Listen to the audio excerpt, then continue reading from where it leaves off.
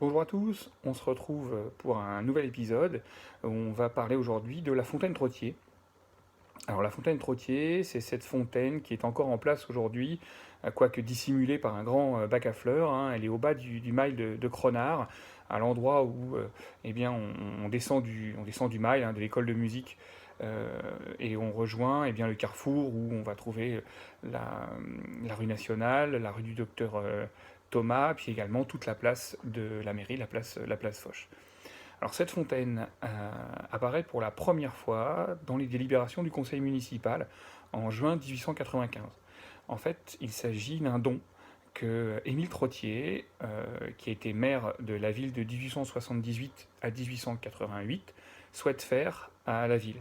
Émile Trottier, c'est un personnage important, puisque les Trottiers, hein, sont à l'origine des forges d'Hennebont, qui sont installées à Kerglau en Azinzac, et ils vont coiffés dans la famille, ils vont souvent coiffer des casquettes politiques importantes, et notamment celle de maire. Dans cette délibération, il explique qu'il aimerait faire ce don et qu'il lui serait agréable que la fontaine soit posée sur la place du cimetière, hein, c'est-à-dire en haut, à peu près à l'endroit où aboutit aujourd'hui la route du cimetière, hein, devant le grand calvaire de Mission. Il existe des cartes postales où on voit très très bien cet emplacement ancien, notamment avec des personnages qui sont dessus. Une deuxième délibération en décembre mentionne les frais d'installation, puisque Émile Trottier avait dit qu'il prendrait en charge l'installation, et ça a coûté à peu près 529 francs. Jules Trottier a pris en charge 200, et la ville a donc complété, hein, les 329,50 qu'il restait. Lors d'une autre séance de conseil municipal assez houleuse, dans le cadre d'un échange assez vif, eh bien, Émile Trottier menace de reprendre tout ce qu'il a donné à la ville, hein, que ce soit un drapeau, des crayons, des tambours.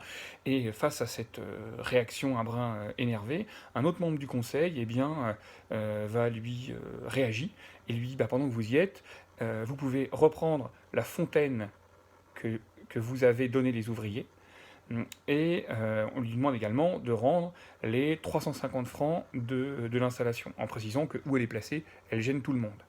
Alors, petite précision, c'est de là que va naître la légende, comme quoi cette fontaine eh bien, a été fabriquée par les ouvriers des forges, offerte à Émile Trottier, et qu'Émile Trottier les aurait offert lui-même à la ville.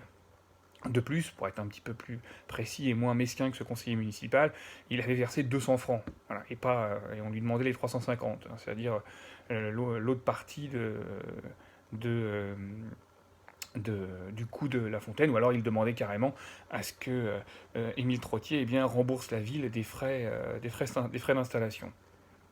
Alors, cette fontaine, hein, dont on nous dit donc que la légende a été faite par les ouvriers des forges, hein, en fait, si on cherche un petit peu, on va trouver exactement ce même modèle de fontaine dans différents endroits en France, hein, notamment en Avignon, place des Corsins, mais aussi en Aquitaine, à Exideuil, où elle s'appelle la fontaine Bugeaud.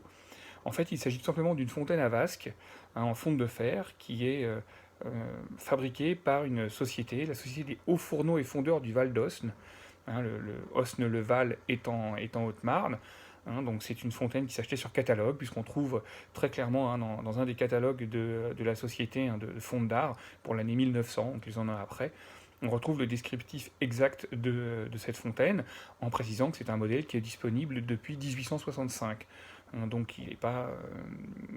Lorsqu'Émile Trottier l'offre, hein, en 95, ça fait 30 ans que ce type de fontaine est produit. Alors aujourd'hui, elle a été amputée de différents éléments, hein. Elle a perdu la partie sommitale, également les cols de cygne qui ont disparu.